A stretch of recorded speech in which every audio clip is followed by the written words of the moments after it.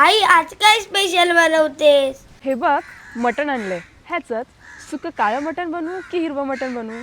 सुक्का हिरवा मटण बनव. चालेल. सुकं हिरवं मटण बनवण्यासाठी मी इथे अर्धा किलो मटण घेतलं होतं. ते आपण स्वच्छ धुवून घेऊया आणि त्यावरची केससुद्धा काढून घेऊया.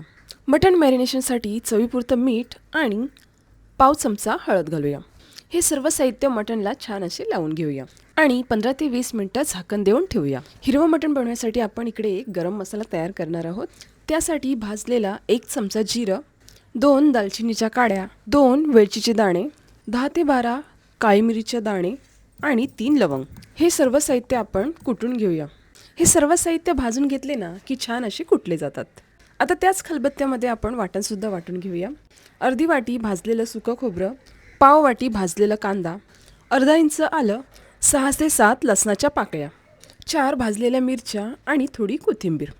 आता हे सर्व साहित्य आपण वाटून घेऊया. खलबत्त्याऐवजी तुम्ही इकडे मिक्सरचा देखील वापर करू शकता. आता आपण मटणाच्या फोडणीची तयारी करूया. त्यासाठी एका पातेल्यामध्ये 2 ते 3 चमचे तेल घालूया. नंतर तमालपत्र आणि 1 वाटीवरून बारीक चिरलेला कांदा घालूया.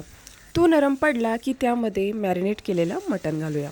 आता या मॅरिनेट केलेल्या मटणाला आपण कांद्यामध्ये परतवून घेऊया. आता आपण या मटणाला झाकण देऊन 15 ते 20 मिनिटं मंद आचेवर शिजवून घेऊया. तुम्ही इकडे बघू शकता, मस्त अशी वाफ इकडे आलेली आहे. असं वाफेवर मटण ठेवल्याने त्यातला उग्रवास निघून जातो आणि मटण खायलासुद्धा चविष्ट लागतो. आता आपण ह्या मटणाचे पीसेस कडेकडेला ठेवूया आणि मधल्या तेलावर आपण वाटण शिजवून घेऊया. आता तयार केलेलं वाटण या तेलावर घालूया. त्याचबरोबर तयार केलेला कुटलेला गरम मसाला घालूया. हळद आपण मटण मॅरिनेट करताना घातली होती, त्यामुळे आता घालायची गरज नाही. 3 ते 4 मिनटे इकडे झालेली आहेत आणि वाफ मस्त देखील आलेली आहे.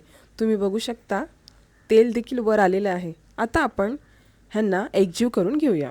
पळीच्या मदतीने छान असं आपण एकजीव करून घेऊया आणि पुन्हा याला 7 ते 8 मिनटे वाफेवर शिजवून देऊया. इकडे आपली 7 ते 8 मिनटे झालेली आहेत आणि तुम्ही बघू शकता, सगळीकडे तेल मस्त पसरलेलं आहे. आता ह्याच वेळी आपण थंड पाणी न टाकता उकळलेलं पाणी घालूया. आता यामध्ये आपण 1 ग्लास गरम पाणी घातलेलं आहे. पुन्हा एकदा आपण या पळीच्या मदतीने एकजीव करून घेऊया. मॅरिनेट करताना आपण मीठ ऑलरेडी घातलेलं आहे, त्यामुळे आता मी घालत नाही. आता आपण हे मटण 15 ते 20 मिनिटे झाकण देऊन मंद आचेवर शिजवून घेऊया. तुम्ही इकडे बघू शकता, या मटणाचा रंग पूर्णपणे बदललेला आहे. आता वरून थोडी चिरलेली कोथिंबीर घालूया. त्यामुळे हे मटण आणखीन छान चवीला लागेल आणि सुगंध अजून छान दरवळेल. झणझणीत सुकं मटण तर आपल्या इकडे तयार झालेले आहे. त्यासोबत तांदळाची भाकरी तर पाहिजेच. तांदळाची भाकरी बनवताना उकड आधीच मळून घेतली होती. त्याचा आपण गोळा करून घेऊया आणि कडेकडेने थापायला सुरुवात करूया. तळहाताच्या मदतीने ही भाकरी आपण थापून घेतली की त्याचा आकार लगेचच मोठा होतो आणि मध्ये मध्ये ह्या भाकरीच्या खाली परातीला पाणीसुद्धा लावून घ्या, जेणेकरून ही भाकरी चिकटणार नाही. आता ही भाकरी करताना कुठले तांदूळ वापरायचे हे बऱ्याच जणांचे प्रश्न होते. तर तुम्ही इकडे जाडा तांदूळसुद्धा वापरू शकता आणि रेशनचे तांदूळसुद्धा वापरू शकता, त्याने देखील भाकरी छान येते. आता आपण बोटं लावायला सुरुवात करूया. मी ही तांदळाची भाकरी 5वीत असल्यापासून बनवायची आणि सुरुवातीपासून 2 हाताने बोटं लावायला सुरुवात केली होती, त्यामुळे तशीच सवय लागली. जर तुम्हाला तशी जमत नसेल तर मी एका हाताने देखील लावून दाखवते, तशा पद्धतीने तुम्ही लावून घ्या. कडकडीत आपला तवा इकडे गरम झालेला आहे. आता आपण त्यावर ही भाकरी ठेवूया. दोन्ही बाजूनी ही भाकरी छान अशी भाजून घेऊया. इकडे आपली गरमागरम तांदळाची भाकरी तयार झालेली आहे आणि झणझणीत हिरवं सुकं मटण देखील तयार झालेलं आहे.